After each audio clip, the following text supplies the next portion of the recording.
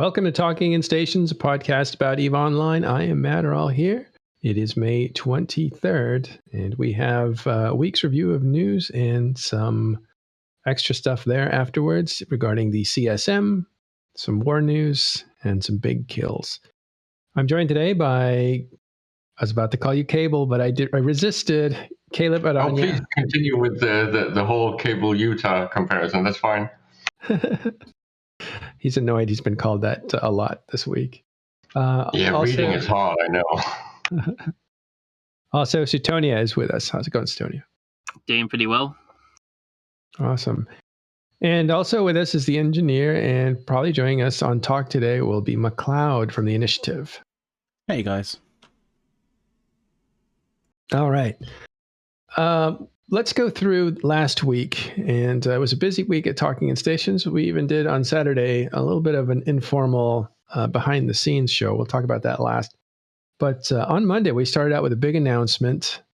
Actually, I'm going to back up to last Sunday. If you watched last Sunday's or listened to last Sunday's podcast, you heard CCP talking about the Quadrant and some of the stuff that was going to be coming. And they mentioned that there was going to be nullification. And they mentioned there was going to be a cloaking adjustment for AFK cloaking to stop that, as well as some bridges and some trailers that were coming out for each empire to celebrate their more or less their birthdays. And so that's what happened on Sunday. So the very next day, CCP does come out with the cloaking upgrade, and they announced what? Oh, there's going to be a new mobile deployable that when it's deployed, it takes 10 minutes to turn on, and then it has a 40% chance to decloak ships in a system every 10 minutes. So on average, it should decloak someone who's AFK in about half an hour's time, roughly. Right. Sends out pulses. Yeah, and when the first time you cloak, you get a something called like cloak defense. It's like a buff on you, kind of like a link buff. And so whenever you cloak right now, you get a 15-minute cloak timer where you can't be decloaked by one of these structures. So right now it's a little short, and I think a lot of people have given feedback to CCP on increasing it, which I think would be a good idea. And the idea, of course, of these new mobile observatories is to counter AFK cloaking, but they don't necessarily want to disrupt people who are actually active at the keyboard. Yeah, it's very specific. And I think they mentioned that they had gone back and forth with the CSM, to the player representatives, trying to work something out. And from talking to them, they said that every time CCP would propose something and they would work on it, they'd start playing it out in different scenarios. And there was many different scenarios. And eventually one of those scenarios would break that solution. It just wouldn't work with that scenario, and they couldn't quite fit it in. So it took about 4 rounds, and then they actually got something that is pretty directed at people who have walked away from the keyboard. And that's really who their target is try to disrupt that kind of walking away from the keyboard, but not disrupt anything else. Anybody who's using cloak offensively or defensively, or in situations of evasion, if you're a super cap, or all those kinds of things. Were there any adjustments to the cloaky camping or the mobile observatory? Not so far. The stats are exactly the same as they were introduced on Monday. But I know CCP has been looking at feedback, and I know CCP Rise has said they're going to be changing things. Like, for example, right now they can be deployed in Wormholes, and that wasn't intentional when CCP Rise said that they're going to ban them from Wormholes. So they're probably going to adjust things probably next Monday, I'd imagine. I don't think there's a graphic in-game for the observatory yet, so I think it's probably still some time away. I don't think we're going to get it as soon as we got the nullification changes, which they were introduced, I think, on Tuesday. On like Thursday, right? They said they were going to do it on a Thursday. Then they had like an iteration on Friday. Then they had another iteration on, I think, Monday, and then they put them in on Tuesday, which is really quick. It was like 5 days from the public knowing about them. That's what we talked about on Tuesday, actually, and that was patch day, because we were a little caught by surprise because we figured there would be more time, as you were saying, and no nullification changes went in along with warp core stabilizer changes, and people were surprised that was just so fast, because they had, as you said, made adjustments, and it looked like they were still trying to get it in the right place, but all of a sudden it appeared inside the game. What were some of the side effects of that? Well, I guess a few people have probably lost interceptors, not realizing that they're not nullified anymore, or people who, like, there wasn't any time, like, unlike the industry changes where they gave us like a good, I think it was like 4 weeks or so from them announcing it to you being able to, you could buy the seeded BPOs and you could research them and get stuff pre-built that are ready for the new stuff. This patch didn't really do that. These modules are very easy to build. I think they only have like a 20-minute timer to build them without any skills. With skills, it goes down a lot, so you can build them really quickly. But there wasn't any like way to like have them ready and built to go onto your interceptor straight away. You had to buy the BPOs on patch day and then build them in your space and then put them on. Which it is quick to build them, and they're pretty easy to research as well. I don't think they take more than like a few weeks, like most cheap modules. But yeah, I think some people actually got stuck that were fitted for the old way of life, and so when this came in, they were kind of stuck. I'm sure that was very few of people who were who couldn't, they were in a structure that didn't have a core in it, which means they couldn't use fitting services to change out their modules, but they had modules they couldn't undock in, and so they found themselves in a stuck position. And CSP said, just write, bug report stuck, and we'll get right to you and figure out. Or you stick a core inside the structure and use the fitting to adjust yourself. I think there was a few other things, like the shuttle, which is now nullified. That's a new power for it. It didn't have that before. But the text that said that it had that power wasn't there, and some people pointed that out. And there was like 2 other things, I think. Oh, I think there was a nullification module that was a meta module, I think, or one of the versions of it would fit on a bomber. And so that was, none of these nullifications or modules are supposed to fit on bombers, but 1 out of the 3 did. I'm sure that was a typo of some sort. That got fixed pretty shortly afterwards, within a day or 2. And I think there was just one more thing that people were looking at. Similar to like the interdiction thing, right? The people talking about warp core stabs, you could have multiples of them fitted before, and so you wouldn't be able to undock if you had multiple warp core stabs still fitted. Yes, that's the thing that was blocking them from undocking. Yeah, I remember now. The last thing was that they needed to put for the yacht, right, which is a harmless ship that's really just a gift ship that you can fly around with. It's supposed to be able to fly around cloaked up and be nullified so that you could essentially travel anywhere on that yacht without a lot of danger. Basically, a lot of evasive defenses for that thing. The problem was it only had 1 slot up high that was meant for a cloak, so you could cloak while you were flying. And when they said, oh, instead of having the nullification module be a low slot, we're going to make it a high slot, they needed to make an adjustment to the yacht, so the yacht could have both its main powers, which was nullification and cloaking, available to it. And that was like really the 4th change. But every one of those changes is pretty much a detail. It doesn't seem like it's a very big deal. But the reaction from people was that this was a very rushed and unpolished, and shame on CCP for doing that, when 90% to 95% of the patch was doing what it was supposed to do right afterwards. Do you have any problems with that, you guys? Nope. I don't really have a problem with it. It's just, it would have been nice maybe if they gave us just a little bit of leeway like they did with the industry change. Like they did a really good job, right, of giving people like tons of notice beforehand, giving people time to research BPOs, get stuff produced. And in this case, like obviously the modules are very easy to build. They're just, really easy blueprints that they take like 20 minutes to build. But it would have been nice maybe if they did it on the Thursday instead, and then on Tuesday they seeded the blueprints just so you could get stuff ready before the changeover happened.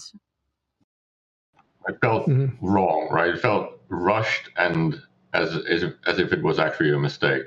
I think someone jokingly said it was one of those examples of push build to, and then the choice was TQ or CC, right? And they bridged instead of jumped. McLeod, do you have any thoughts on that or not? Well, I mean, it's one of those things that I kind of feel like maybe it was a little bit rushed. I think I think Suetonius kind of sort of nailed it a little bit on the head. If it was more like the industry changes, where they gave you a little bit of time to be able to, get the modules that you're going to need to fit in order to, keep your ship functioning as it did previously before the change, like a few days or maybe a week prior to the change, like that would have been great. It just, it kind of felt like it was a little bit rushed.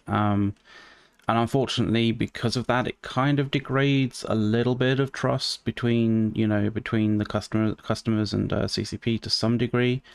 But I think CCP can more than make that up if they just be a little bit more careful about how they do things.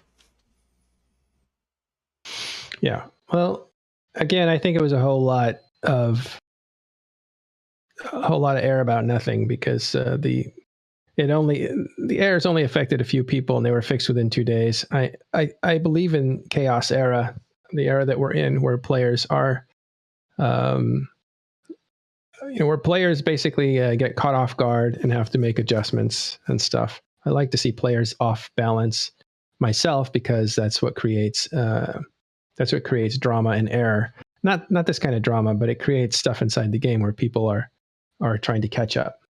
But they would still not have been able to prepare for it if it had been launched the following Tuesday, right? That it was still very, very fast cadence. So it's more about the communications back and forth.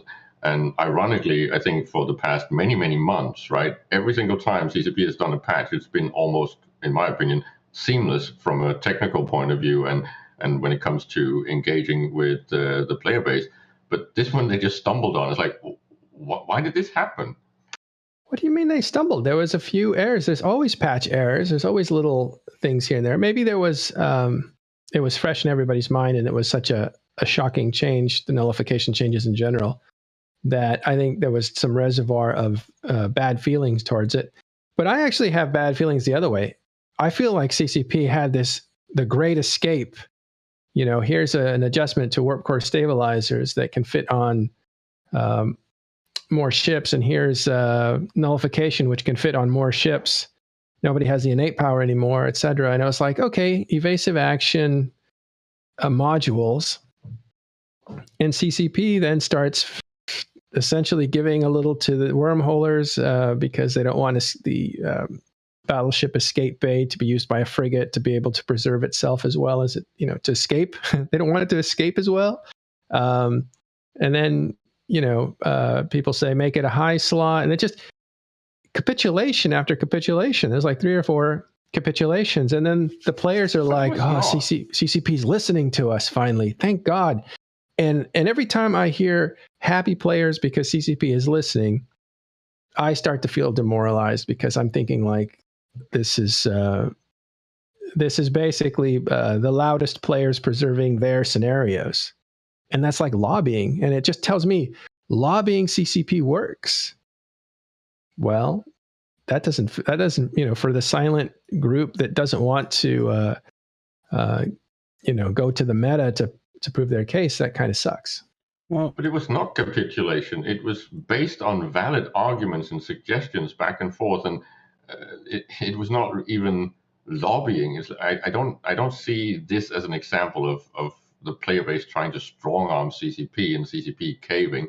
The whole thing with the stealth bombers was explained why, even though some people actually kind of liked the idea, but it was explained why this might be at least premature to do, right? And it's the same with the They're not going to go back of, and fix it, though. You don't know if more ships might actually not be added to this. But the point is that when it came to shifting it from a low slot to a high slot, that was also a quite useful suggestion, because it's really kind of where stuff like this belongs. This is where the cloak is. So why not also have the module that does this? And from a nerfing, action and aggression instead of nerfing low slot utility, that just makes sense. I don't know. I think it's. I think it took away from other possibilities, other creativity to preserve a certain a certain scenario. You take away the possibilities of it. But I think the problem is not nullification on a bomber or not. I think there always should have been. I think the problem is the T1 frigates is what I'm thinking of. The escape bay that they created. It seems very gamey to me. I don't think I liked it when it first came out. It just seems like very much a mechanic for gameplay, which I think Sutonio would like because he's very much a game player. But it creates these balance issues that now start to affect other things in the future. I think you can see why they have to be very careful about the stuff they put in the game, because then they have to balance against it later.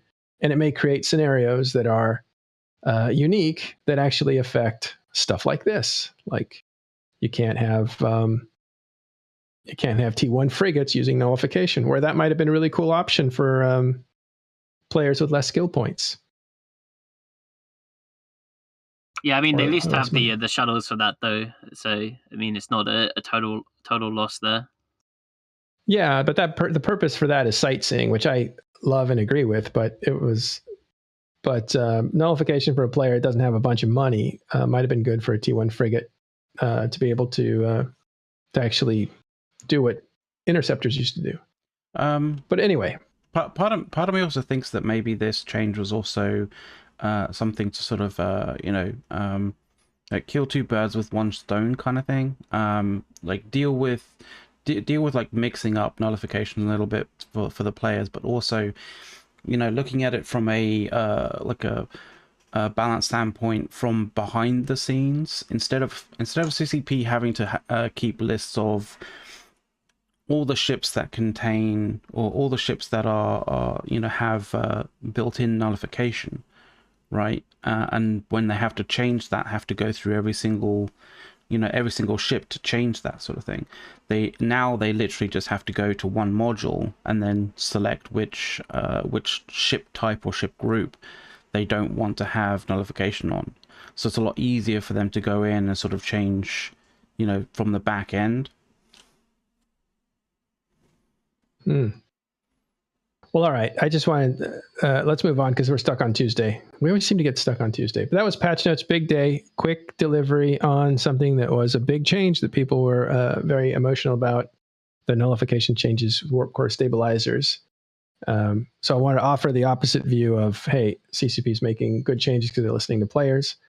On Wednesday, we talked, we had basically one of these shows where we try to teach new players about these new jobs, we call them, inside of EVE Online, because industry has expanded to want more ingredients from the environment, which means different people's gameplay has the ability to be profitable again. If you're a gas miner or a gas huffer, or if you're a moon miner. So we're doing specials on each of those professions that you can do. We will do one on production with Kenneth, who will walk us through how you actually build stuff from nuts to soup, or soup to nuts, I forget. And Wednesday we had one of those, and that was for planetary interaction, or PI as they call it. And Abby and Rundle, but Abby prepared this whole thing, and we may have a part 2 on it because we realize what a big subject it is. So we may end up doing a series on these things. But that was pretty informative to players because we gave some advanced tips. Also on Wednesday was the Pochven fights between Electus, Matari, and I think Strybog were fighting over some stuff. Any of you guys know that? It was a Tatara, right? Oh, that was killed a while ago. Oh, I think there was a series of fights. Oh, I think they tried to hit back at a different structure, right? And they were repelled, I believe. Yes, So but the Tatara died like last week. yeah, but they had a great time apparently, and it was a nice size fight, like 100 to 150 on each side. Those are good. Oh, never numbers mind. The to fight. Tatara was saved, I think. Yeah, I don't remember the results. We need Arcia here to tell us that. But we did cover that Pochven fights. Check that out. That's on a Wednesday program.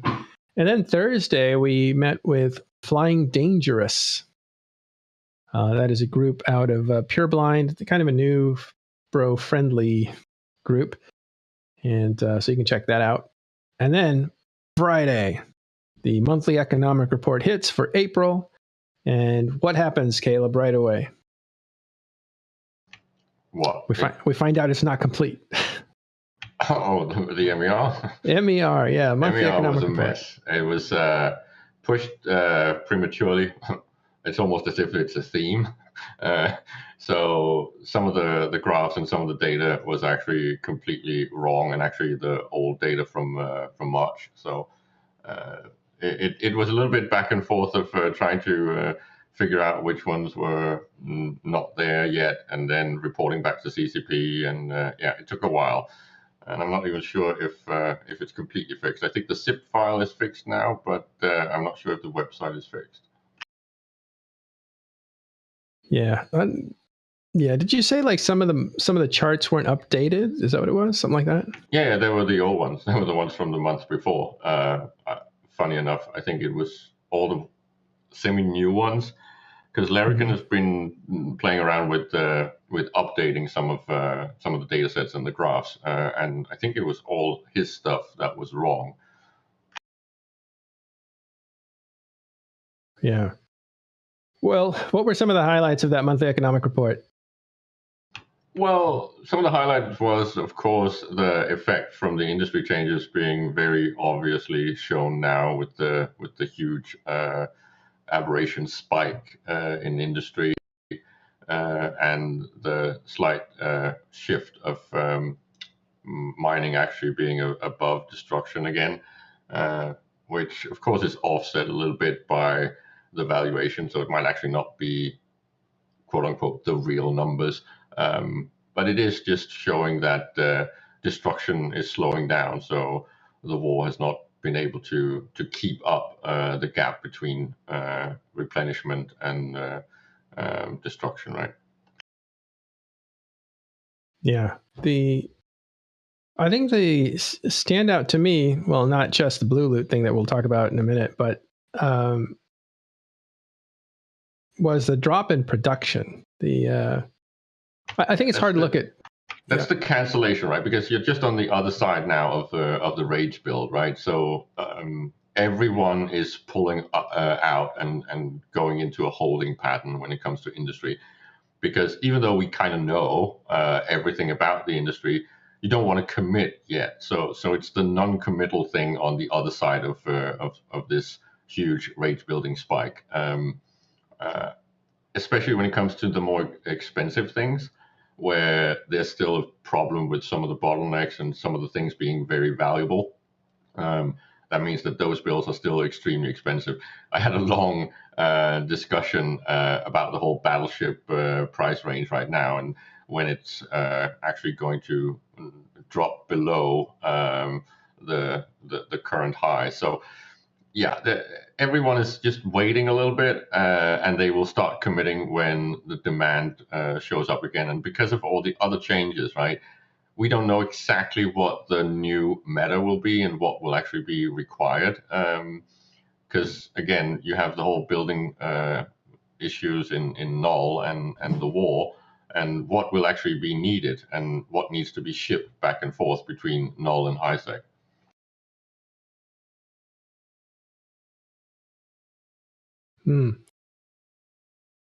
Well, all right.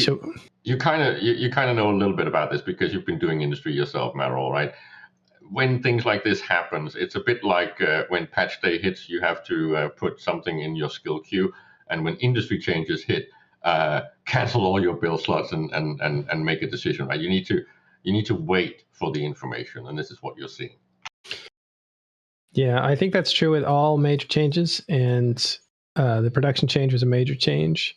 I saw this happen when, in a different way, when Phoebe jump changes arrived. Oh gosh, what was the year for that? 2015, maybe in the spring. And even before those changes hit, they were heavily being discussed, and everybody knew something was changes. And if you look at the map in nullsec, nobody really did anything aggressive. There was a lot of sameness, really, for all of 2000 and the second half of 2014.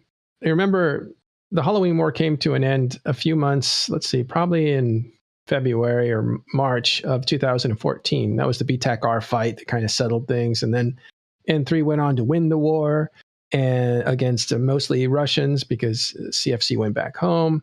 And you ended up having kind of this like just consolidation by N3 of the South, and they just rented and rented and rented for as far as the eye could see. I think it was the biggest empire Tranquility has ever seen. It was the N3 renting empire. And at that point, Northern Coalition had Delve, actually, and the border was between Fountain and Delve. Fountain belonged to CFC, or the Imperium, as they're called now, and N3, which is basically a lot of the Pappy guys right now, went all the way into Delve. Nothing happened until Phoebe jump changes happened, and then a lot of people spent some time evaluating what that meant. So those big changes to the game, a lot of people take a wait and see attitude. I think that's what happened. That's And on that note, I really wish that someone like Rix would make us one of those massive timelines as an art piece where I can see all the different changes and patches and big moves on the server, right? So both player-wise and patch-wise. I don't think anyone has actually ever done that yet. Well, I did that big map that goes from 2014 to 2021 or 20, and it shows like when fighter changes came in, when all these changes to nullsec come in, and you can start to see where the money starts to climb. Let me see if I can do that on screen. The money starts to climb, and it's really kind of indicative, and that's what we showed. So you can see basically changes affect money-making opportunities, which is reflected in the monthly economic report. And that's what we looked at yesterday on Friday. Sorry, not yesterday, on Friday, when we were looking at Blue Loot. We had two changes to Wormhole Space, essentially. Not directly to Wormhole Space, but affected Wormhole Space. And one was from Wormholes with Love, so that was directed towards them. And then a month later, you had Surgical Strike.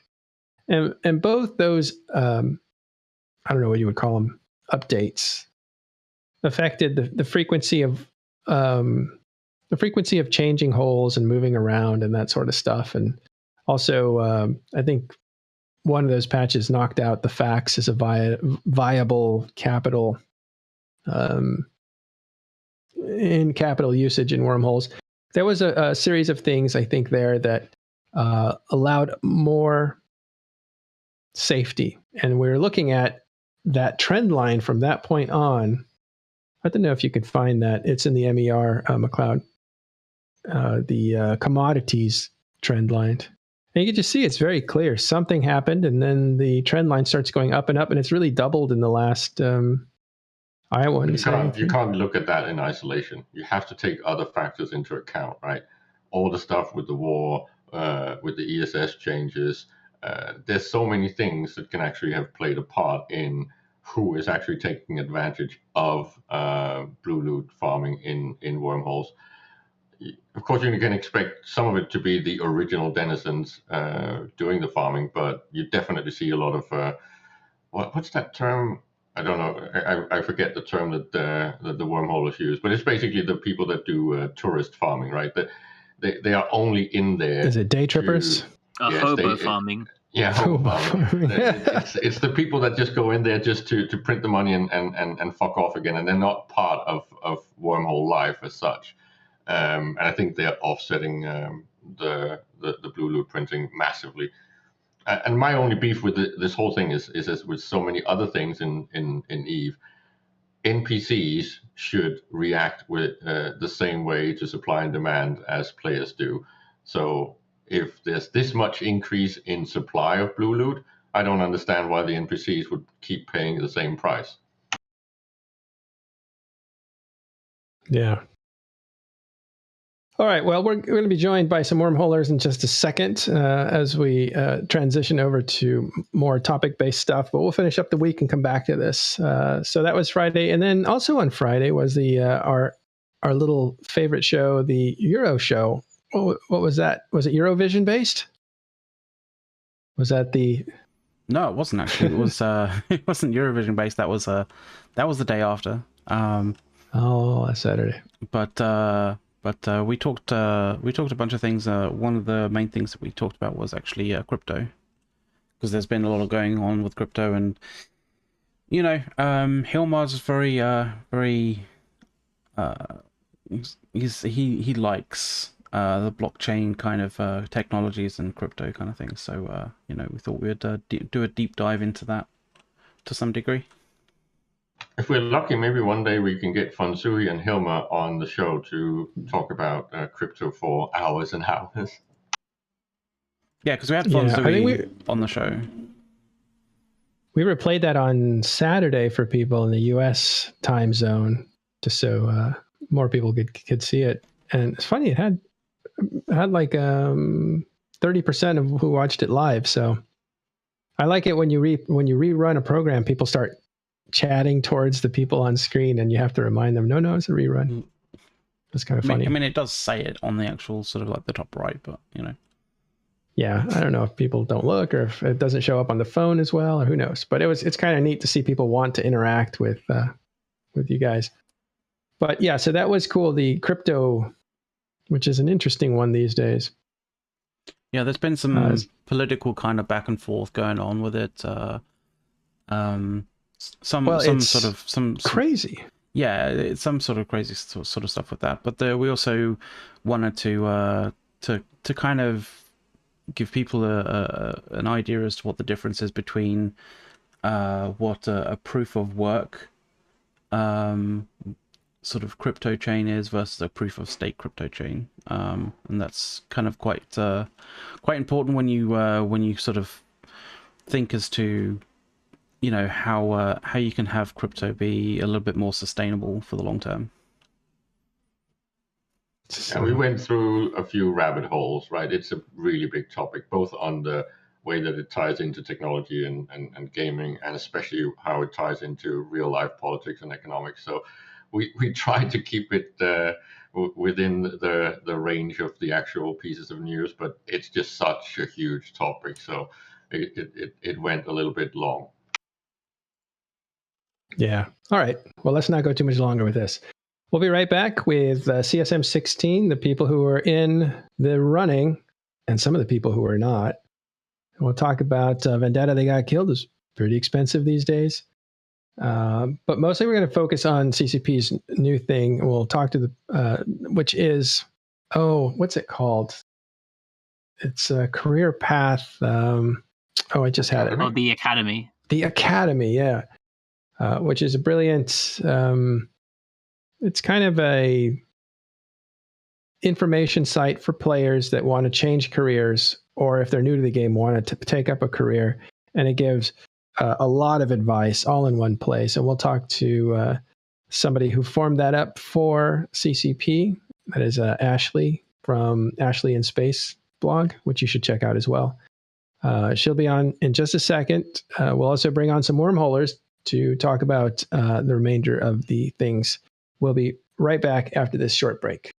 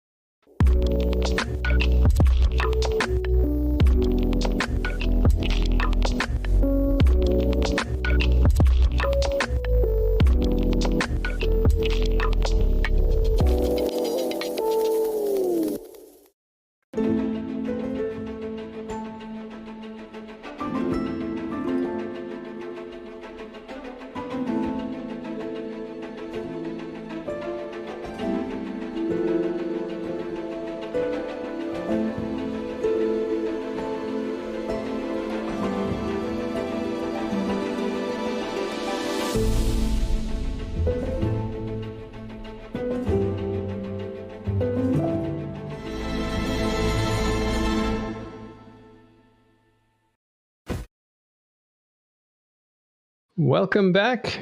We are here now with some new guests. I'll start with Ashley Traynor. How are you, Ashley? I'm good, thanks. Yourself? Very good. And also from TIS is Teddy. How's it going, Teddy? I'm good.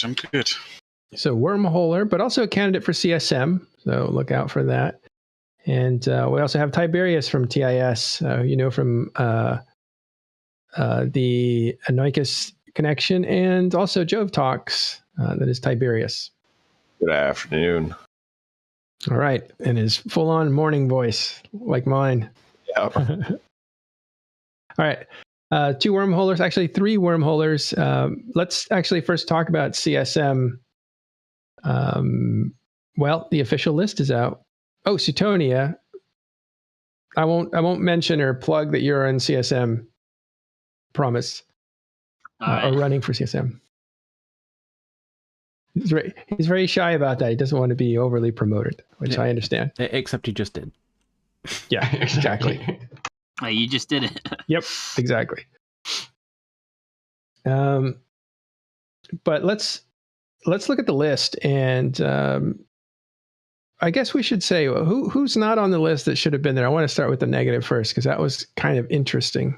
A lot of people. There was a lot of people who.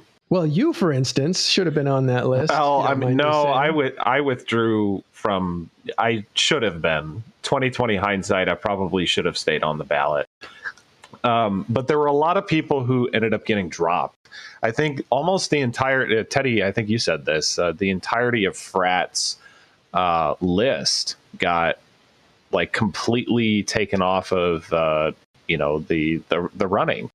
In fact, I think they're selling their spots now, or at least they're selling their ticket spots for their votes. Yeah, selling their votes. From talking with various different people about it, I have heard some things as simple as like, oh, they didn't have their passports ready to go, to something maybe, maybe a little more sinister or not, depending upon how you look at it, to terms of service violations. I think a good example of this is maybe a little more obvious to some of the people in the community would be Squishy. So Squishy released a video most recently about extra squishy or squishy? Yeah, it was extra squishy. Extra Squishy released a video about the cloak exploit with Siege, with a Siege on a what was that called? It's the Siege module. Yeah, the Siege module. Thank you. So if you have an Abyssal Siege module, there was an exploit for a while that allowed you to cloak. He made a video about it. CCP said that's showing an exploit is against the terms of service. I would venture to guess that was probably the reason why he didn't get it on his candidate list. There could be something completely else, right? Nobody actually knows except for CCP and probably Extra Squish. But I think that's probably one of the more obvious ones. And then there's quite a few other people who have had TOS violations, and it could be something minor infractions to something, maybe a little more major. Right. Well, I think the process is you put in your paperwork, they ask you for adjustments, but they're not going to confirm that you've made all the paperwork complete, I don't think. I think you have to pursue them and say, is everything in order? Am I good to go, et cetera? And then at the end, they do an AI check, I think internal affairs check, where they see what your behavior has been in the game. Do you have any complaints against you? Have you come up against the EULA, which is the end user license agreement? It's your contract playing this game, and have you violated that or come up against it in some way? And they weigh in that, do we want this person to represent the community if they are in any way tainted by past behavior? Right. And we've seen people knocked out by that kind of stuff all the time. Sometimes CCP doesn't tell you specifically what it is. They just give you an idea that it's in this range of things. By the way, Noisy Gamer points out that 14 of the people that applied didn't make it out of 61. So he says it's typical. That's usually about the average that the people don't make it. Other people that weren't on there were like Dark Des from Fraternity. You said that, I don't know if you said 3, but I think that's what the count was for Fraternity. Had 3 people from Fraternity that were going to run. I think none of them were officially sponsored. Dark Des was probably going to get the nod and be officially sponsored. Now, why is that a big deal? Fraternity is like the number 3 voting block. If you look at voting block last year, clearly Imperium is the biggest voting block. Second is Horde. And then third, I believe, is not Test, it's actually Fraternity. And then way down the list, like many down the list, is NC, PL, and all these other groups that are really popular. They're just terrible voters. But Fraternity's not. So that's a big voting block without any person at the top of their list that's from their group. So Naros has said, I'm open for business. You want to buy some votes? I don't know if he said that publicly. He hasn't said it to me privately, but it's more like what we've heard from people. So I don't know where that. Do you know if it's a public or private, or where are we hearing that? It was posted in the Talking Stations Discord a couple of days ago. So he did. So he may be joking, but he might be joking but not joking. I don't know. But I don't think there's anything against the rules for doing that, is there? I don't think so. Not yet. Yeah. You literally just you need extra votes. Tell them how many extra you need, and buy them. Or XDEF did that before as well. They put out like an email to their renters or something saying, like, rent is cheaper this month if you vote for our candidate. So in reverse. That's awesome. Yeah, that was a long time ago. There's also the other like controversy, right, of skill injector farms selling their votes and people using that you can use the ballots to confirm who's voted for you by doing like a unique candidate combination in like the 7th, 8th, 9th, and 10th slot that don't really matter. Yeah, that's how you signal. It's interesting because you don't want to send a screenshot of every vote if you have hundreds of votes. That's going to take you a long time.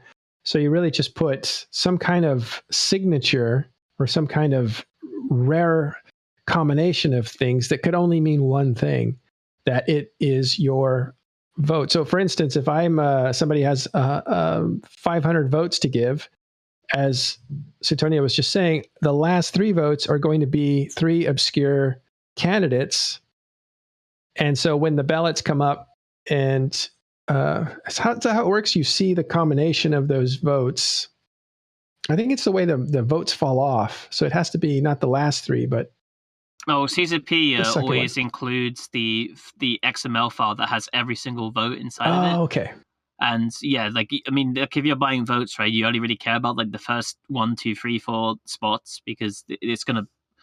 You're obviously paying to get the first slot and maybe the second and third spot, right? You don't care about the last 3 spots, so you just put 3 random candidates in there, and that becomes a signature. And the way people do this, right, is you would use a trusted third party or something, where you send the ISK to the trusted third party. The third party confirms they've got the ISK, and then when the unique ballot appears in the CSM results, they can say, okay, yep, you voted this way.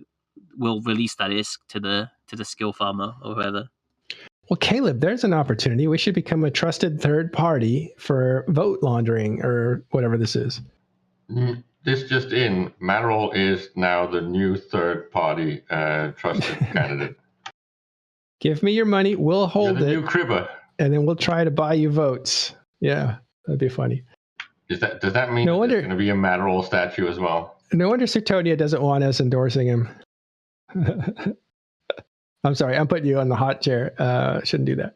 Anyway, that's really interesting. So CCP is complicit because they put out the full list of the votes, and you can find how many and add up how many votes did you get. So that's it's not so much as they're implicit, right? It's more that they do that for full transparency, so you can always find your vote.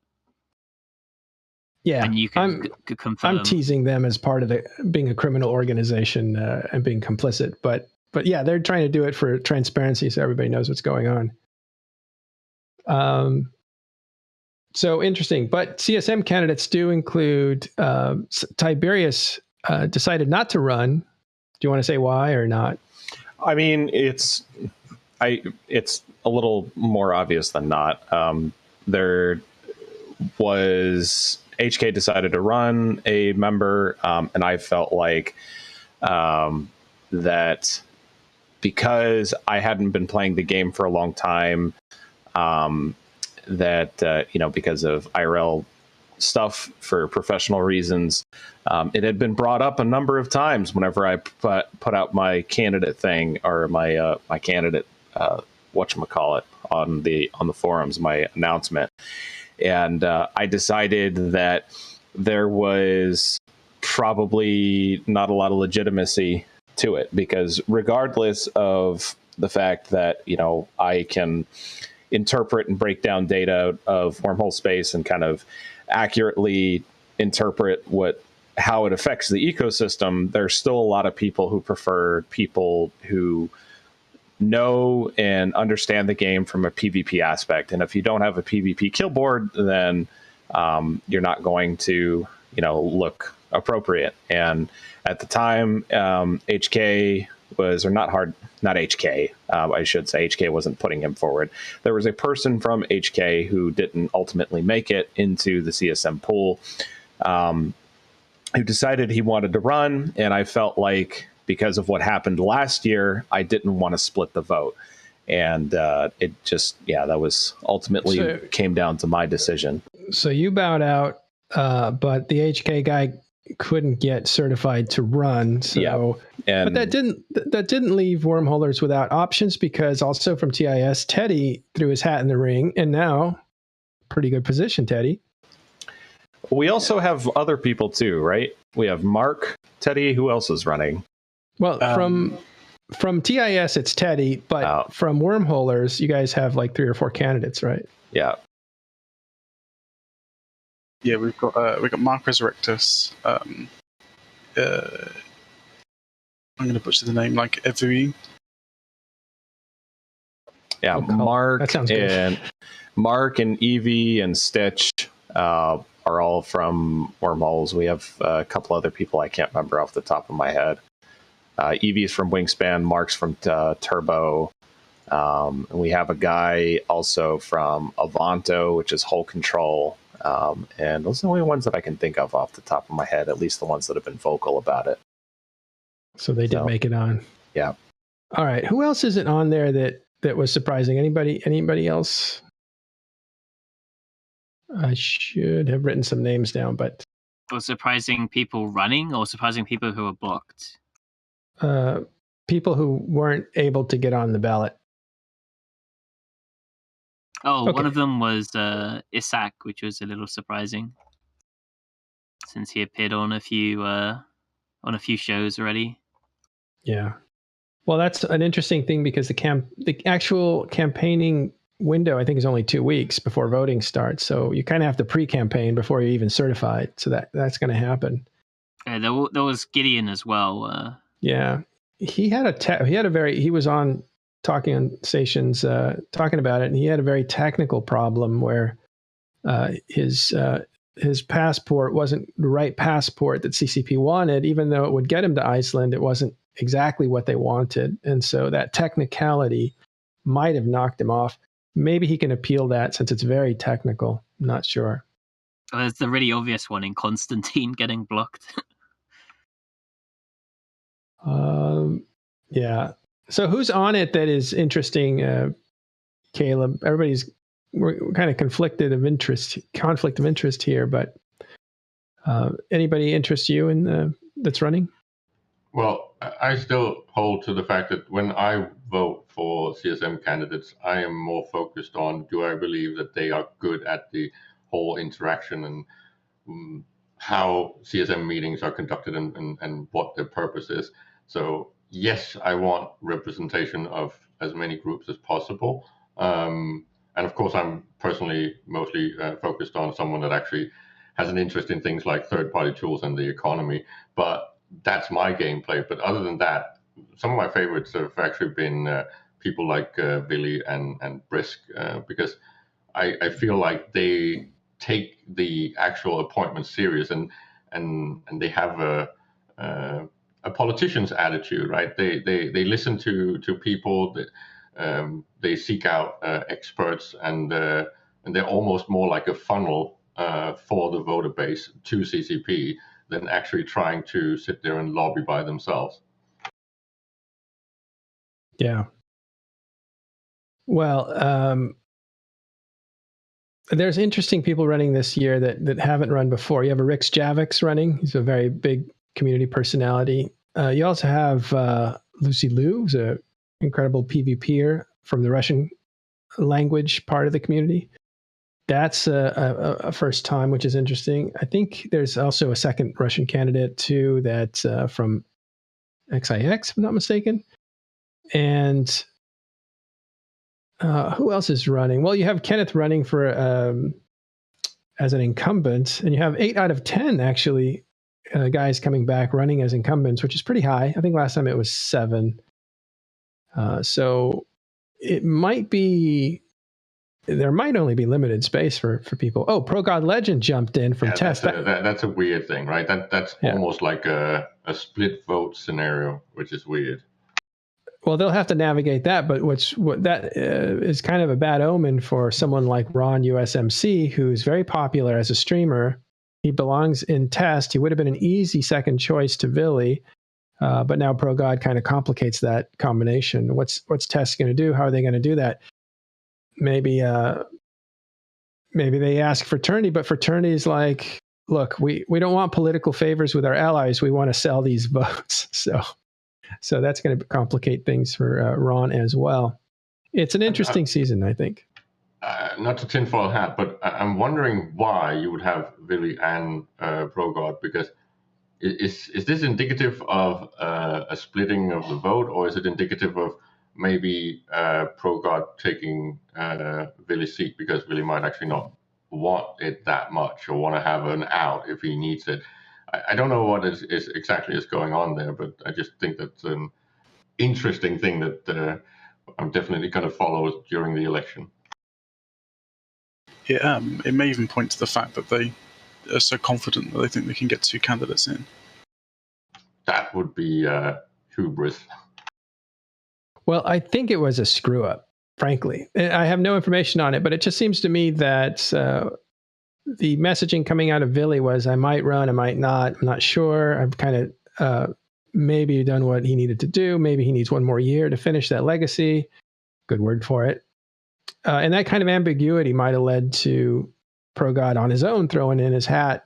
And then that needed to be negotiated. At this point, best information I have is that they need to work it out. They need to figure out how they're going to navigate this. But, test, if they fill their first 3 spots with only test guys, can't leverage out to vote trade with Horde, for instance, or and that's a big deal. That's a win or lose situation for candidate number 2 or 3. If they're able to vote secure their sort of the Winterco, or at least the Fraternity sort of votes, they may be able to get 2 in. Well, we're taking Winterco off the table because, again, they're up for sale. So that's what makes this interesting. Otherwise, it might be something they could do. Okay. Who do we actually think is going to be first on the test ballot? Because I think that's the interesting one, right? Are they going to put Billy in front or Pickles? I think Billy would make more sense to me because he's already on the CSM, so he already kind of has like a lot of relationships. I know Pro God was on the CSM before, and he's still like a guy who has CCP relationships too. But it probably makes sense to keep the same guy running, right? Because he already knows what's happening. He's already built the relationships with the current people over at CCP. Yeah, exactly. But if Billy actually doesn't want it that much, maybe he would give Pro God the seat, right? And only take a second one if they can get one, back to what Teddy said. Yeah, I guess it depends on Billy's attitude about it. Yep. Well, interesting situation there. Do we know who's running from the Imperium? I think everybody's rerunning the top three. Brisk is running again, obviously. Innominate's running again. Merkelchen's running again. Now, are they a smaller entity than they were as Imperium? Or do you think everybody's going to vote this? I think they still have a ton of dudes. I still think the Imperium is going to be the biggest voting block around. Because they're already like the biggest block by a long margin. I mean, there might be people who are, unsubbed now or moved on, but I still think that Imperium probably still going to command the biggest voting block. Because not only are they still the biggest group, but they by far had the best voting turnout of any group. There are a lot of groups like Test and PL where the people tend to vote more what they like rather than like following the ballot. Yeah. And Karma Fleet has a bunch of people in there, right? They have like 5 or 6. Yeah, there's like 5 or 6 Karma Fleet candidates. So. Yikes. Okay. All right. We'll check it out. I don't think any of the other ones will get in. I think a lot of the power will go into getting Merkelchen a nominate. I think it'll probably be Merkelchen number 1 and nominate number 2. And then Brisk probably number 3, with Brisk being like number 1 on the init ballot. Yeah, same as last year. Freedom Tower asks, who does TIS endorse? We only endorse our TIS we have like 5 members, candidates, right? don't we? We have 6 candidates, yeah. They're not ours. We have me, we have Arcia, we have Teddy, who's here too. We have Dr. Spottermain, as well as Rich Richmond. Which one am I forgetting? Kenneth. Oh, Kenneth Field, yeah. Understand this. TIS doesn't... Who's that? Darius is not in TIS. But we don't endorse them necessarily. Well, maybe we will. I don't know. We haven't decided. But we go out and we find really good people at this game. And that's who we recruit, because we want to bring some really good voices, not just people who know everything, but can also explain it well. And that's who we bring to TIS. So if they're TIS and they're running, it's kind of like we've certified them to be good enough to be given the airwaves to talk to you guys. In a way, that's an endorsement.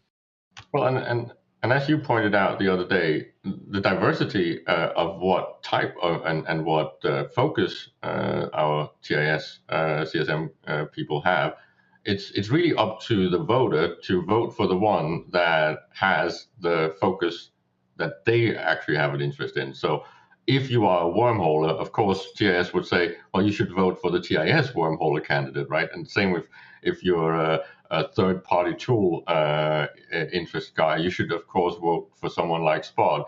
If you are small roaming stuff and high knowledge of Eve, you should, of course, vote for someone like Sutonia, right? It's just the candidate from TIS that fits your gameplay is who you should really consider voting for. And then if you put the other ones in your ballot, that's just going to give a thumbs up from TIS, right?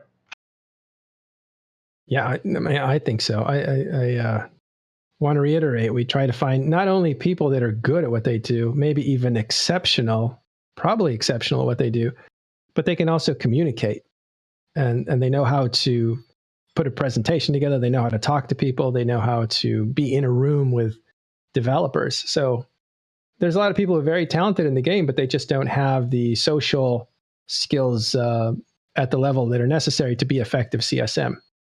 You can vote your favorite people if you want, but our guys that come from TIS, I think, are certified. And maybe we will do endorsements. I don't know. We'll figure that out. Wow. Okay. So let's move on to something that came up recently. It's CCP's latest thing. We're going to have more information this week as we meet with Eve University and CCP themselves on this academy that CCP has put forward. And today we have Ashley Traynor here with us, who is the person that pretty much built the thing, right? How are you doing, Ashley? Hi, I mostly produced the copy on this. I was present in a lot of the meetings in the Academy team itself, but my main role in the project was to write the copy and the fits, etc., similar to how I might write one of my own blog posts. Yeah, so this is something you've been doing a while. Anybody who looks at Ashley.Space or Ashley.Space will instantly see familiarity with, well, I think the whole way it looks, but also the words. So you've been doing this for how long now? This has been in the works a few months. I won't say exactly how long, but it's been in the works a few months. We've still got a lot more to do on it, and we're going to be releasing a lot more content as we go. So there's more videos in the works, for example. Right. That's this project that you did with CCP, but your website, how long has that been around? Yeah, my own site, it's been around since, I believe, July 2019 or so. So a couple of years now, about 2 years. And before that, there was about 3 years of writing for various other EVE news outlets. Right. I think you worked with us as well as Crossing Zebras. Yeah, that's the main one, and New Eden Report for a little while. And yeah, so you've been around, and you took on a persona of, like, we can see your little figurine there. I don't know what those are called, but it looks like a teacher. Kind of, I suppose. It was a commission that I got from Eve Moedesu on Twitter, and it's just, I wanted something to use on thumbnails and such. Yeah.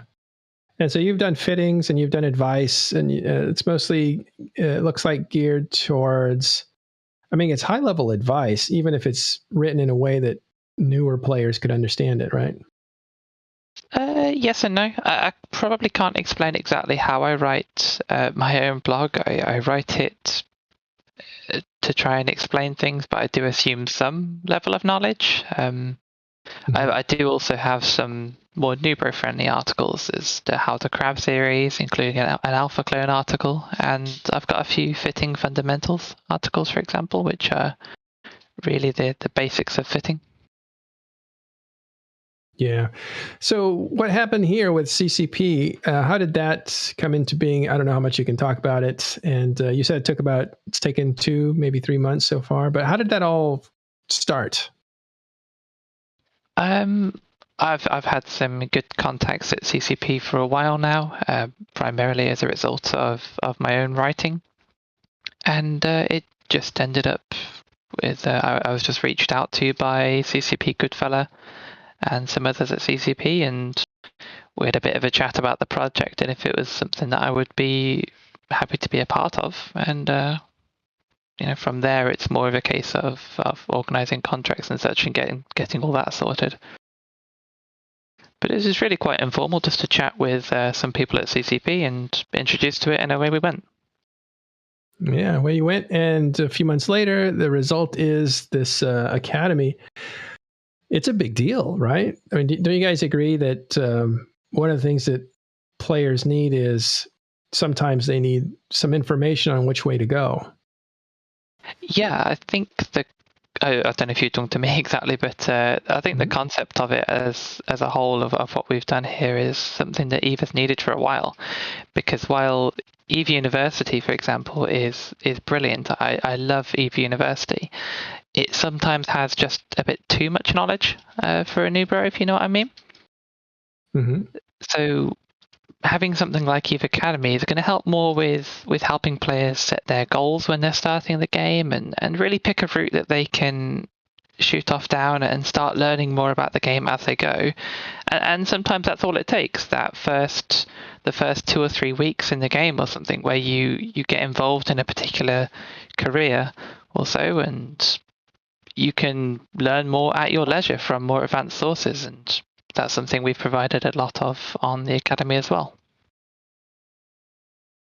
Yeah, I think also for people who are transitioning to a different discipline, because we talk about EVE Online not being one game, but multiple games. And so if you need to adjust for different gameplay for some reason, like maybe now you need to become a gas huffer or do some industry stuff and you don't know where to begin there, this looks like a really good primer. Yeah, I would say so. It's primarily for new players, but if you haven't done industry before, then you're a new player to industry. Yeah. I think that's kind of lost on people. Have you guys seen it? What are you guys' thoughts?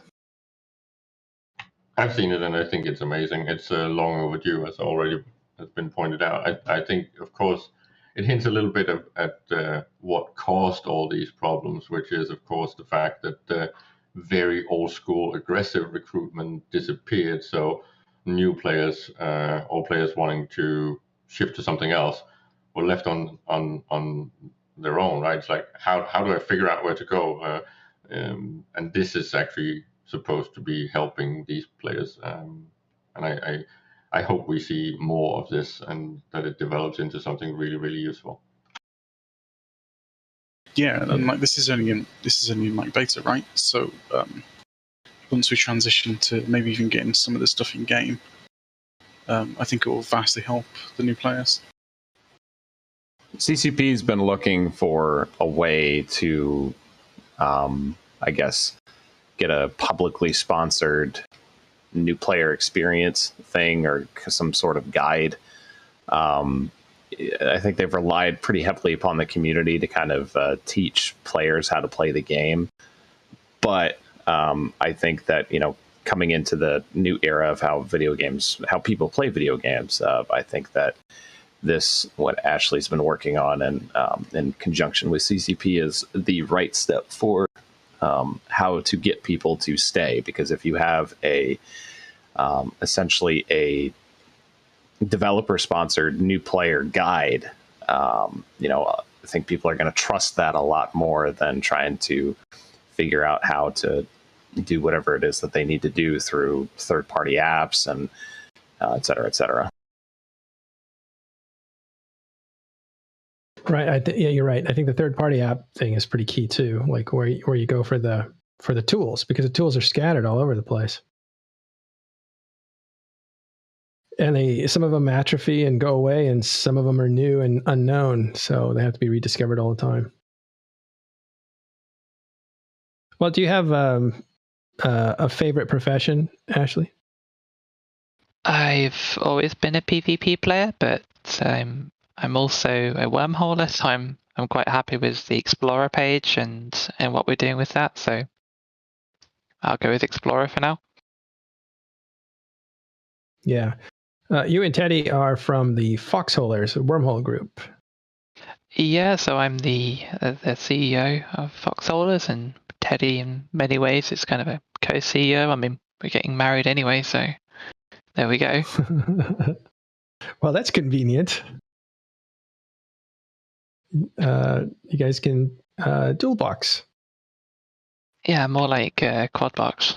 Quad box. It's called power coupling, Malroll. Something you know a little about, right? Maybe.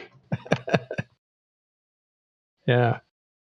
EVE Online brings some smart people together. Oh, well, that's great. So and it completely removes the whole partner aggro problem. Oh, yeah.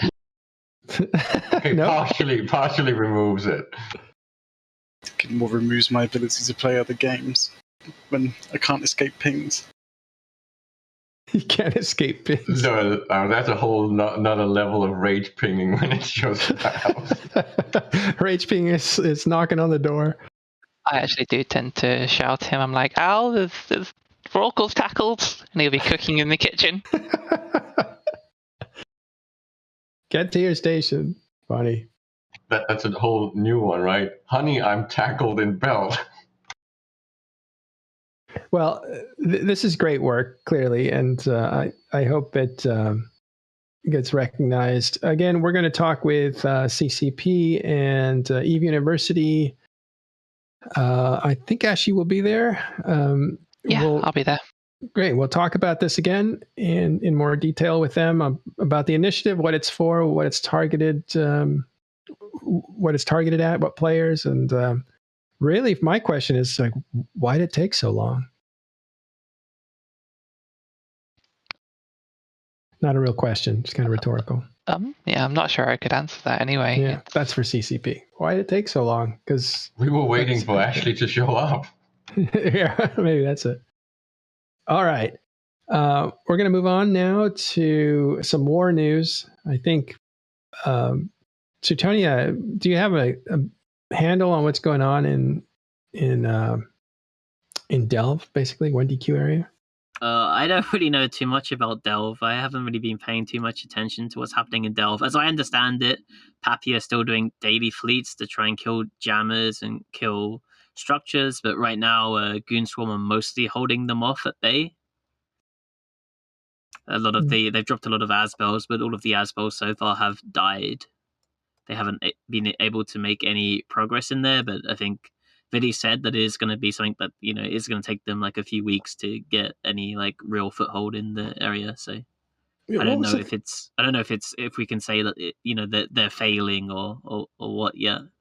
No, I think Matani put out a statement to his guys along the lines of "good job," and on the other side of it, Pappy was saying like Imperium ran out of fighters again, and I think I talked to Kenneth about this on our very casual group that we had yesterday, and he was saying like, yeah, because building fighters is a pain. It's not that easy to do. I mean, it's easy. It's just a pain. So I guess that's a tactical win for Pappy if they want to consider it. I mean, you're from a tactical standpoint, you are reducing the amount of possible assets that your opponent can potentially leverage to defend. Yeah, that's very true. But like, if Imperium didn't have any fighters left, kind of in the sort of the way that Vili had said, then it would be easier for Pappy to gain ground inside of that particular constellation. But they haven't so far. So I believe so far, I think 11 Asbels have died trying to anchor. Someone was asking in the chat. I think they are in the process of building more than 100 Asbels. That's what they say as a sign of their commitment. Yeah, but it seems like Pappy have done a lot of like spring cleaning, I guess, outside of Delve as well. They've been hitting a lot of initiative structures, like their Fortizars that were in Curse, even though Init aren't actively staging out of them anymore, and they have NPC stations. So I think Init just moved most of their stuff out of the fort into the NPC station. It hasn't really impacted Init at all so far. And also, McLeod can probably talk about this better than me, but it seems like yesterday Init actually made a really big push into Ethereum Reach. They've actually reinforced, I think, 19 structures. So that's TCUs and iHubs in the first two constellations around like Umon, where Initiative are staged. Well, I can speak a little bit about that.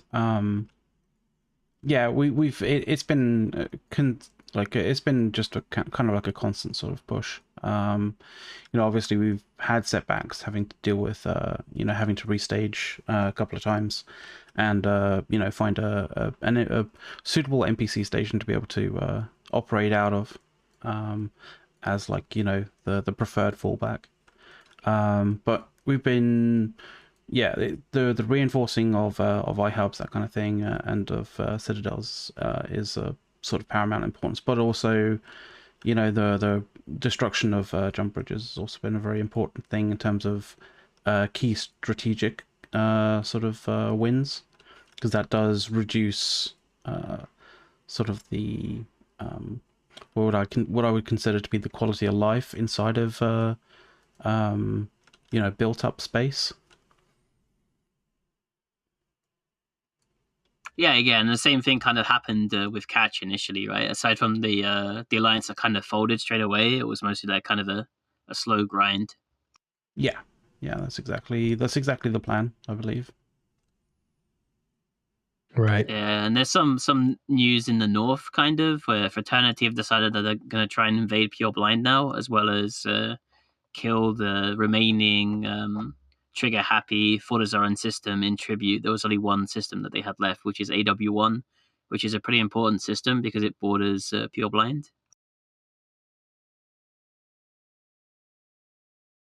Yeah, who are they fighting there? Is Fraternity versus Volta and Toilet Paper mostly, as well as the Hostile States Coalition, which is not really a coalition in the traditional sense, but there's a Volta plus Toilet Paper plus some allies like Hysteria, Scum Lords, RHP, I think, also. I don't know if they're technically in the alliance or not. I think they are. Yeah, it's kind of those independent states that were up there before Fraternity moved in. Yeah. So that's heating up. And actually, I think we had seen, I don't know how forthcoming they were with it, but Flying Dangerous might have been involved with some of that as well. Yeah, they were definitely helping. Triumvirate as well are also, even though they're in Cloud Ring, they also are allied to Volta and were helping out in some timers. They were in Bombers, I think, for the fight that was in KQ-K1 on Thursday. Yeah. All right. So some cleanup work going on outside of Delve. Inside of Delve, there really doesn't seem to be any story that's pivotal at all, and that's what we focus on is the pivotal points in the war, the plot points, and we haven't seen one yet. There was early on. There was what looked like might be a crack. The Pappy was putting up a couple of pauses, which would have been significant, but that didn't come to fruition. And so it's really been a lot of back and forth, which is what, again, Pappy was preparing their members for. If you're looking for that big set piece fight happening up front, not going to happen. You'll be disappointed. They took a lot of criticism for that, but it's kind of playing out that way. This is going to be very much testing, and trying to wear out the will of the defending Imperium. And on the other side, the Imperium is performing well and defending and showing up and fleeting up and have allowed Pappy no ground so far. So there's no surprises. And no surprises means that we're not looking that closely at it. However, there was not necessarily in Delve, but there was a casualty for Horde. A Vendetta was knocked off recently. Now, Vendetta maybe a few months ago was worth 80 billion. So it was, this is a faction, basically the faction variant of a Nyx. So it's faction Galente. It's actually faction Serpentis, but that's a mix of, or it's an offshoot of Galente. And Odin's caught that. I don't know if you saw the video on that. Odin's caught that off of a structure. I believe this guy was screwed up his Sino, or I don't know, maybe it was a Sino bait.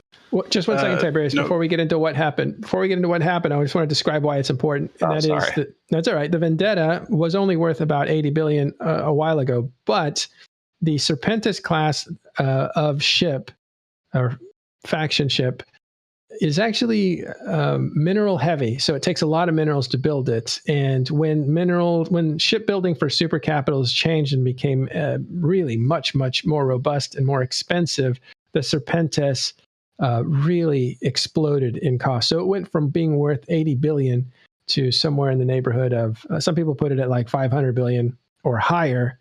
I think we've seen 200 to 300 billion, some reports of that. So we don't really know where it is because the prices haven't leveled out, but it is a lot. So this Vendetta losing it is a huge, huge hit, which makes it worth reporting about now. Okay, and how did this one get knocked off? Teddy or Tiberius? The AAR that they linked in TAS, what they posted in TAS, he was practicing bombing runs, screwed it up, went back to the Astra, and got bumped off. Then obviously once it's scrammed, he can't retether. Okay, that is someone that is somewhat of a novice then, maybe not, but normally if you're trying to learn something in an expensive ship, you do it on the test center where if you screw up, it doesn't cost you your valuable item. But that's where you practice jumping for the first time. That's where you practice these kinds of things. You don't practice in a live situation with a Vendetta. That seems foolhardy. What do you guys think? How long has he had the Vendetta though? Because he might not have had it long, right? So maybe it wasn't mirrored on the test server. He might not have had a super before. Yeah, it takes a. But they've been mirroring it recently, haven't they? Because of the changes. Yeah. I think the mirror is still actually pretty old. It hasn't been mirrored since February. Yeah, because whenever I log in with my characters, they're still in Curse, and when Volta were deployed in Curse, and that was like 3 months ago. So. That's a good point. Really good point. All right, I take it back. Maybe he didn't have a choice. I mean, he could have probably just asked someone to trade him a super. He's in Horde. I mean, they have tons of supers, so I'm sure someone could lend him one for the test server. It's important to remember on the test server, they don't seed supers. You have to build them yourself. And because it takes so long to get them up, a lot of times people, if you're going to do something with a super, it's just easier to do it on the normal server. Yeah, unless you're in one already, then if you're in one. If it's in your inventory, at some point it shows up on the test server, and then you have it. But that takes a while if it hasn't been mirrored since February. So you can mirror your skills, but you can't mirror your inventory, which is a bit of a pain sometimes, I think, especially for Super and Titan pilots who are trying to test stuff out. Yeah. Interesting, but that's a bad day for that guy. It reminds me of the Revenant that was killed right before the industry changes came into being. Or was it a blueprint? I think it was a blueprint for Are you Revenant. talking about the Komodo BPC? Someone lost their Revenant BPC as well, didn't they? In Ocanon, I think it was. Yep. Yeah, so it's really expensive stuff. You don't want that lost right now, but again, the prices right now are crazy. We don't really even know what this stuff is used for. Noisy Gamer says you can't mirror your inventory. Learn something new every day. I don't think you can mirror inventory. So you can't update it. It just updates. It copies whatever inventory you had at the mirror, and then there's no way to update it since then. So you just have to wait until, like, if you bought a Titan now on TQ, you wouldn't be able to test anything until the next mirror when the Titan would be in your inventory on the test server when you log into that character. Yeah, there used to be a function called /copy skills, but copy ships, but that is no longer a thing. Yeah, that goes back to the. Oh, okay. So it goes back to the mirror, though. If you didn't have it before February, it won't show up on the test server for you to practice with. So that's a really good point. I didn't realize it was so long because I thought they mirrored it like every week or two. No, it's definitely like every 3 to 4 months or so. They do update Sissy like every week or so, but they don't copy the inventory and the actual mirror. Yeah. You know what the cool thing is? If you lose a super and you miss it, you can go back and visit it on the test server. Yeah, until it mirrors and it's gone, like on TQ. Yeah, exactly. It's like your cat. It's back to life. So you can pet it some more. Sorry. Anybody lost a cat, I am sorry. That's a really rude joke. Okay. I think we took care of everything.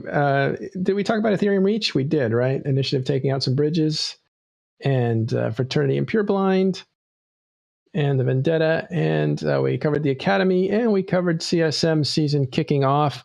We have a little extra time here, and we have some wormholers, so I'm going to let these guys pummel me because earlier I made a suggestion, and I stick by it. So I'm gonna try to fight the good fight. Wormholers are earning too much, or not wormholers, but there's too much blue loot coming out of the monthly economic report, as we've seen. It's a complicated mixture, sure. But the way I look at it, wormholers need some kind of a change to destabilize gameplay. That is solved. So I was saying maybe we should take mass limits off wormholes. Well, see, that opens a whole new can of worms, because if you do that, then suddenly you have wormholes, suddenly you have Nyx superhighways moving through, high-class wormholes from Pureblind out to Delve, without using a Sino. So that's through some CCP magic, which probably would happen if you were to change the mass limits. Suddenly you would have a Titan inside of HiSec again, and those obviously haven't been there. You haven't seen any kind of capital ship inside of HiSec aside for the ones that got grandfathered in way back in 2009, something ridiculous like that. But that would absolutely break the game. So the blue loot issue is so multifaceted. There's just so honestly, we could do an entire episode. Yeah. I'm thinking we shouldn't go into the blue loot thing, but let's talk about the mass. Open up mass on the wormholes and just make them switch faster. Why isn't that a good idea for wormholes? And why can't they be? But can I just repaved? Like, why can't we look at wormholes in a different way than it's been, lately in the last 5-10 years? Oh, but just to point out, Tiberius, when it comes to the problem with blue loot, it's really mostly a CCP problem, right? And it could be resolved by just fitting supply and demand and making demand and price go down when supply goes up. I don't think the blue loot is the only problem. I think wormholes seem solved right now, don't they? Is this just? I think that is 100% an accurate description. Wormholes are no longer the. I think it's kind of a silly thing to say that wormholes are a bit of a wild west, or that they're the Wild West. Yeah, sure they are to a certain extent to like new players and stuff like that. But we have established groups of people who understand the mechanics of space very, very well. They understand how the PvE sites work really well, how wormhole mechanics work, and overall, I think that's an accurate way of saying it. Is that the wormhole phenomenon has generally been solved by the people who live there for protracted periods of time. Yeah, if they want to personally sell some holes to day trippers, or what would you guys call them? Hobo. Hobos. If they want to make money that way, it's a solved gameplay. It needs to be shaken up. How do we shake it up? What's a good way to shake it up? Not these little, Teddy, I know you disagree with me, and you do too, Tiberius. I'm sure Ashley does too, but not the little, let's fix a little of this, let's fix a little of that. I want to blow wormholes completely open, change their function almost in the game. What do you guys think? It's just such a massive risk. Wormhole is such well, a small if they fail population. and all wormholers leave, what percentage of EVE Online population leaves? I believe it's probably in the neighborhood of what, like 5%. It's not a small number, right? It's a few thousand. I think. It's a few thousand people, but it's the other big issue is that wormholes account for 10 to 15% of the total PvP kills that account for the entire game. Obviously, that may be small for a lot of people, but it's not. I don't feel like that's an abstract number.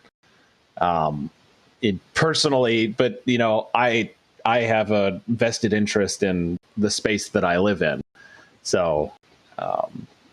Yeah. I'm talking about bulldozing your home, and you're like, wait a minute, I still live here. But it's not really about bulldozing. You're asking for perfect pavement of all the roads, and if you're comparing this to something like the Dakar Rally, right? If suddenly it's perfect roads, why would you need to do it in the desert in the first place? If you nerf wormhole life with making it not wormhole life anymore, why have it at all? It's nullsec without local. It's blackout. I wouldn't equate it to like nerfing or anything like that. I would equate it to a lot of us want wormhole space to just be less safe. We want scrams to be spread in sites, maybe SIGs to be delayed when they spawn. Stuff that makes ratting harder and less safe. The biggest, I would say, removed. Yeah, filaments are broken. Absolutely broken. Well, how are they broken? Describe that to people who don't understand why that's okay. So there's two things that can happen, right? All right. So let's talk about evictions first of all. Let's take away any of your predilections about how evictions currently work.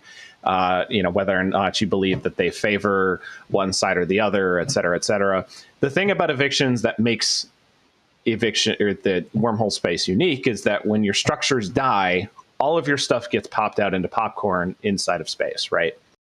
If you don't have freighters, you don't have asset safety, and not everybody can afford a freighter tune or a freighter itself, so to speak. So a lot of people put stuff in there, and people do evictions as we talked about it in the last Jove Talks. People do evictions because they want the loot that's inside, and that's a valid form of gameplay.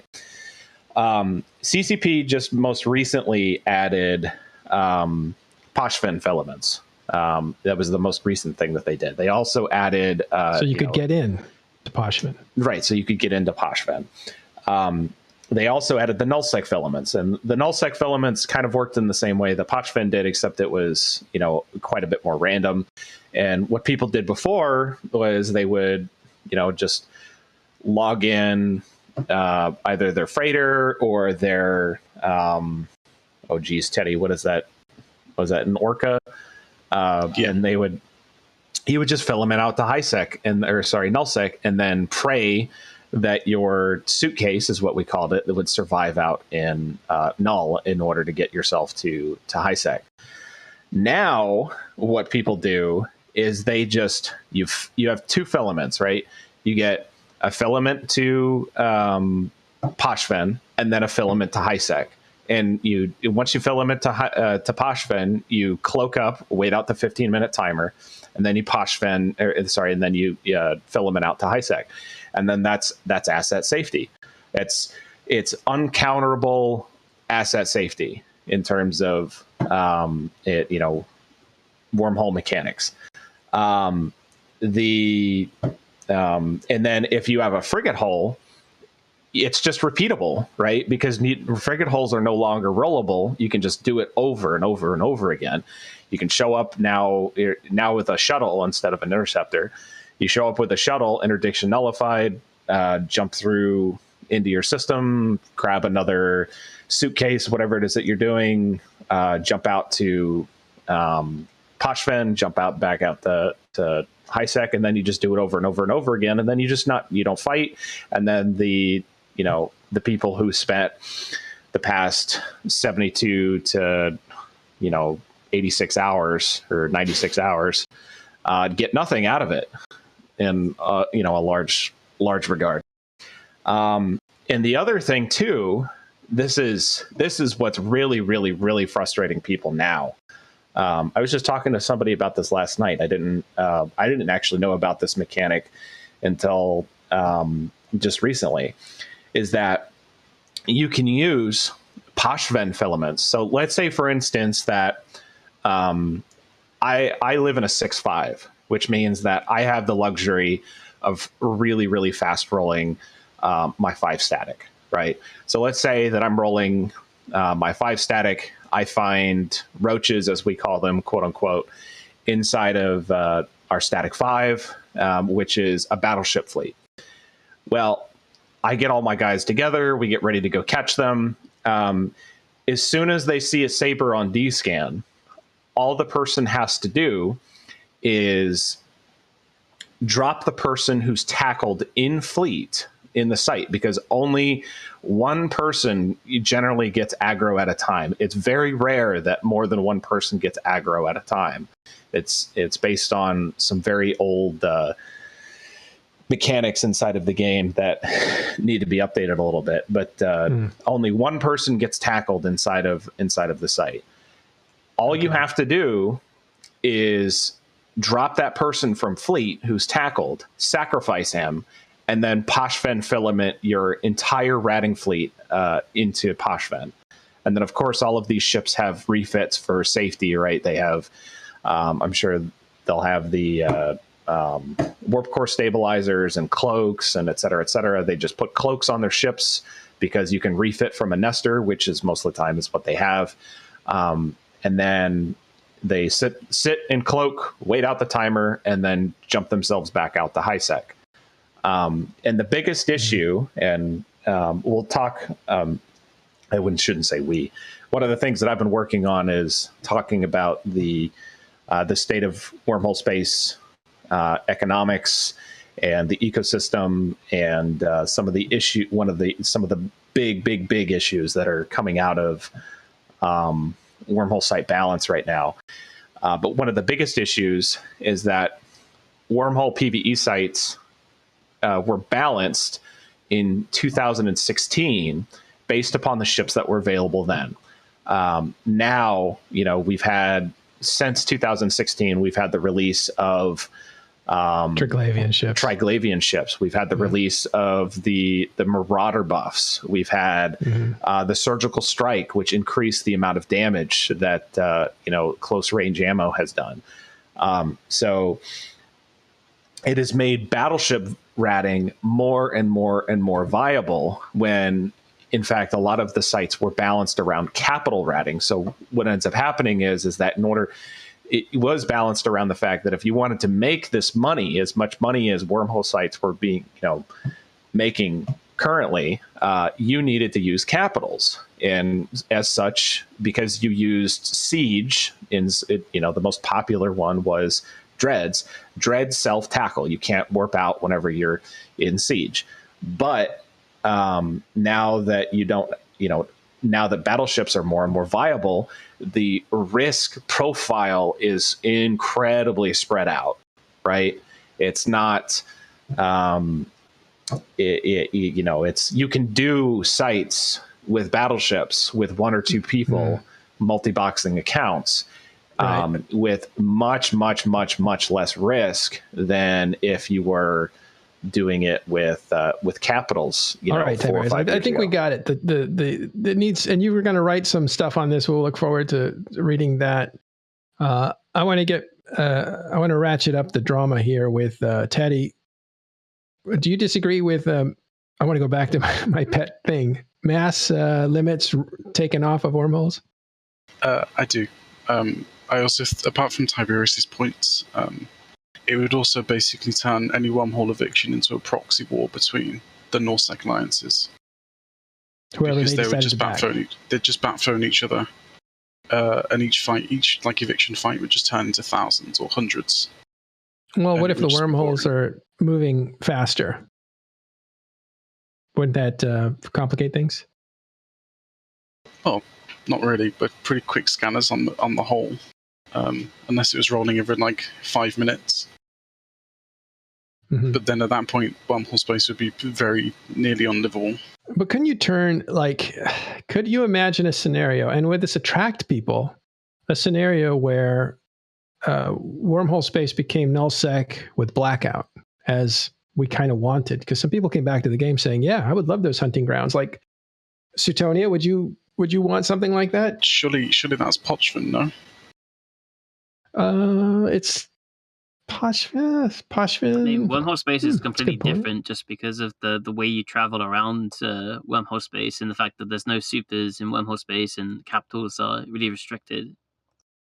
Right. I don't think you can really compare the two. I don't think you compare nullsec to wormhole space. Like, wormhole space definitely isn't just nullsec with no local. It's like a completely different ecosystem. Beast, right? Because you have the effects inside the system and stuff as well. But yeah, and to me, it's the mass limits that make wormhole space what it is.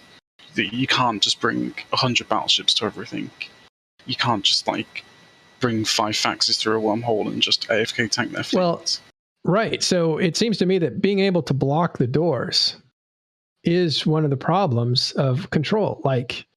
The thing is, this works. This ecology worked for a while because there were so many different independent, just leave me alone people. And now you have corporatization of wormhole space, and now it doesn't seem to work like it used to. And there's a lot of pain coming out of even the wormhole community itself saying, hey, we're broken. And it kind of feels like, well, yeah, you guys kind of corporatized wormholes.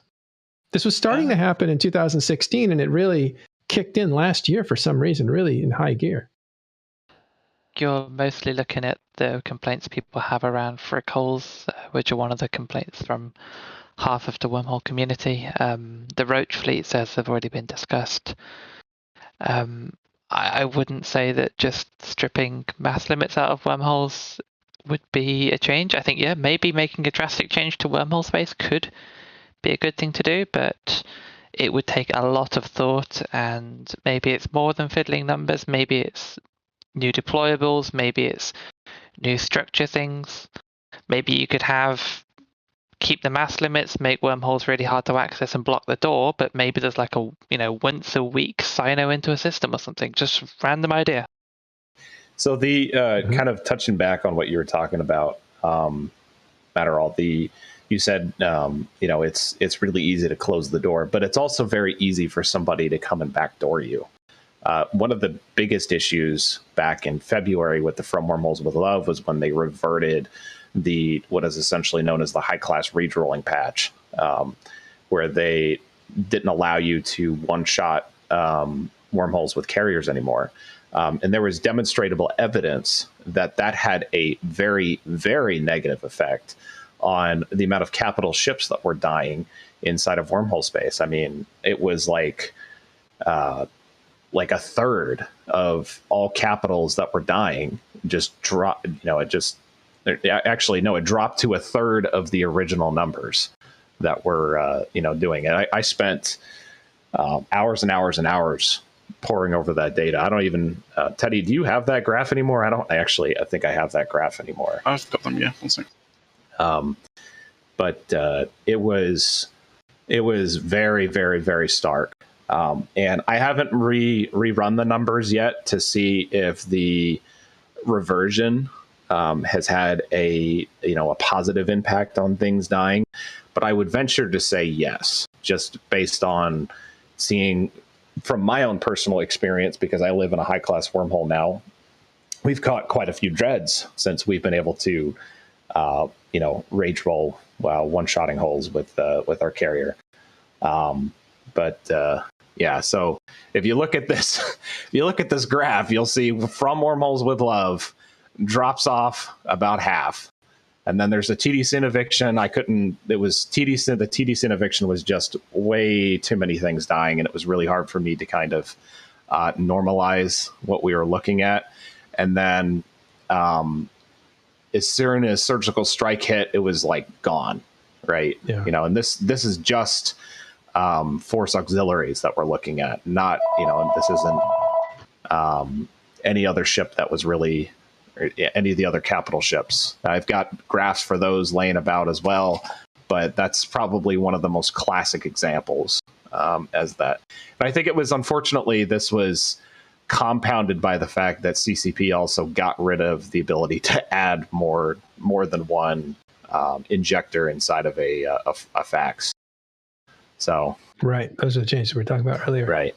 Yeah, this graph really sort of encompasses some massive changes to the PvP meta in Wormhole Space last year, with sort of the effective end of like Apex heavy armor fleets. I can only really think of one more that's happened this year. So, kind of circling back to what you were saying about mass limits and changing those things. The problem is that, in my opinion, even the smallest changes have had such a huge drastic effect on domino effect on the ecosystem, that anything drastic would need to be, like Teddy and Ashley said, they need to be well thought out, and they need to be, it needs to be a complex solution to a complex problem. It doesn't need to be something as simple as, just nerf blue loot by 30%, or, let's lift mass restrictions or mass limits and things of that nature, because it can have some very, detrimental adverse effects on the ecosystem if that's not, So CCP really needs to kind of figure out what their vision for the space is before they make any kind of drastic changes to it. Right. Well, listen, when something gets solved, CCP has to step in and complicate things, break it up, change it. You had jump changes. Before Phoebe jump changes, you could jump as far as you could jump, like 9 to 12 light years in a carrier, as much as you wanted with no stops or anything. Black Ops could blops all day long, no fatigue factors. You could jump in, you could chain systems, you could do all kinds of things, but it was a solved situation. CCP had to come in and take drastic measure. And it looks like to me, wormholes have to be looked at as something that is just very, very corporatized now. It's been professionalized for a long time. Now it feels corporatized. And I don't know if it's from only my perspective, not TIS, but my perspectives, I don't know if it's worth saving. Like, bulldoze this thing and, shake it up, make it completely different. That might be more interesting. I would like to see systems just either not allow structures so that you don't live there. You just go into expeditions into wormhole space, so it's a little scarier. Yeah, it's already kind of a thing like you that just with blow the them up. shattered wormholes. What's that? There's already kind of an area of wormhole space where you can't anchor structures in shattered wormhole space. Yeah, right. But I think you can't you only take frigates into that? No, there's capital size ones. So they're every size? Yeah, they're for every size. There's some specific special ones called C13s that have like C6 Wolf Riot effects, and they can only be taken by frigates and destroyers, like small ships. Mm-hmm. But there are like proper sized shattered wormholes as well. How are those doing? Anybody know? They're fine. People use them for crabbing. I know a lot of people see a shattered wormhole, and because no one lives there, they tend to accumulate a lot of sites. So you get there at the right time, and maybe you can earn a lot of money. But they're also typically more connected because they have 3 statics instead of 2, or 2 statics instead of 1. So it's a bit more dangerous. Well, more of that. I would like to see an entire random weather pattern type thing come in and just wipe out things. Something drastic, right? I don't know. Something needs to shake up that space. With a lot of your points, Barrel, a lot of us could say the same about Norsec. It's been Norsec, where it's been completely sold for years and years, where no one really fights each other. Everything seems staged. Where a lot of us could say people are fighting each other now. You've got half the game blue to fight the other half. Because N plus one is hard to defeat. Yeah, and I know wormholes don't have that problem. It kind of has the opposite problem. Just don't underestimate the value of trying to solve something at the roots, right? Because if you're talking about, I keep comparing wormhole denizens with real life Tuareg and Bedouins and their tents and ability to survive the desert, right? Well, the desert should not be able to support scaling that type of lifestyle up and up forever. So this is something that could be resolved with fixing how fuel consumption on structures, so basically what it costs to put up a tent and how many people you can actually cram into that tent, right?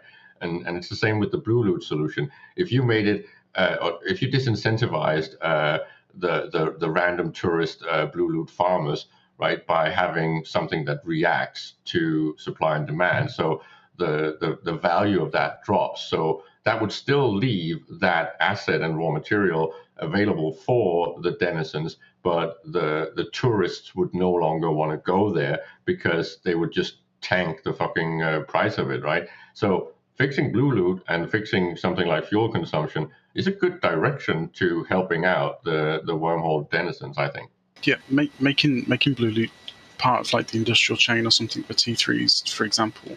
That's been proposed for years. A lot of us have known that this stuff has been a problem for years. We've repeatedly said this stuff is a problem for years, and it's just been fix it by looking at the deltas, right? So month on month, how much loot is actually sold to the NPCs? If that has gone up by 5%, then the cost goes down by 6%. The issue with that though. How do you stop people from just we just crab for 3 months and we just all sell it in the same month, and then we don't sell it again for another 3 months? That just adds volatility. It doesn't matter. It's the same thing. The market will still fix it. That's how a lot of people do their farming. They farm and then only sell like once a month or once every couple of months. It's like skill farming. But yeah, I mean, I think having like reactive bioters for NPCs would also just hurt people doing them in dreads, right? Like the problem is the roaching fleets that are coming in, people with like 15 battleships who have much less risk than the dread pilot. But if you nerf the blue loot so that the 15 battleships don't want to do it anymore, you also stop the dread guy from doing it as well, right? Well, but this is really about how the NPC buy orders would be spawned, right? They would still be, if they're scattered around and at a certain volume, then the next ones that spawn will spawn based on how much have been sold, say 30 days ago. So you can easily make an algorithm that manages supply and demand in a way where it disincentivizes this, both the stockpiling and the over farming. I would hit it from the other side. I would go after the risk rather than the reward. I would just make everything harder. Because that's the true reason why most of us are complaining right now. Stuff is too easy to farm. It's just too risk-free. Well, why not look at maybe reworking the dungeons in Wormholes.Space and have it something similar to what we had before, where the typical thing would be to have a group of carriers and dreads and Lokis and such, and the whole gang would do it together. Make it difficult, make it something that battleships can't really take on that easily on their own. Yeah, which would be fine. Like, even quite a few people want the return of the ability to actually feed a corp from home sites, because that's the whole reason why farmholes came into being. It's because people just you can't feed a corp that's 30, 40 people from just home sites. It's not possible. So those people need farmholes to be able to buy the ships. All right. Well, lots of ideas there. Obviously, Teddy and Ashley and Tiberius and Suetonia disagree with me, so don't paint them with my comments. But I do want to see Wormholes affected in some way, because it's, you know, I had a lot of affinity for Wormholes, but they just seem very sewn up right now. Too bad. One more thing. This happened just live while we were on air. Looks like can you bring up that battle report in RTAC ARK? And that's an Esoteria, where we just had a battle with Initiative. It looks like Initiative mixed it up with Army of Mango because a Titan was in trouble. I see a vendetta on this kill mail. So they needed to save the Titan and ended up saving it. Fortunately for them, the Initiative was not able to destroy the capital ships, but they paid a price for it. And not too bad. It was about 35 billion they paid for. So Army of Mango almost taking a huge loss there, but they went all in, it looks like, with the capital, with a super capital fleet to save one of their own. That happened just a few minutes ago. Okay, that is it for today. I'm glad you guys were here. Ashley, terrific work on the EVE Academy site. Fantastic. Thank you. All right, Suetonia, Caleb, McLeod, Tiberius, and Taddy, thanks for showing up today and talking with us here at Talking in Stations. We'll be back next week for the weekend report, but we have programming all week long. And make sure to tune in during the week for the daily report. And if you want, you can get our EVE newspaper in-game. It's called TIS News. It's a mailing list. So while you're in EVE, open the mail client window, and at the bottom left, you'll see a button called Add Mailing List. And if you tap on that and type in TIS News, then expect to get player news every day. And our guys are told to be very, very fact-based on that. So you just get straight battle reports and game news and events that are happening and stuff like that. It's a little newspaper, so check that out. All right. That's all we have time for this week. We'll see you next week on Talking in Stations.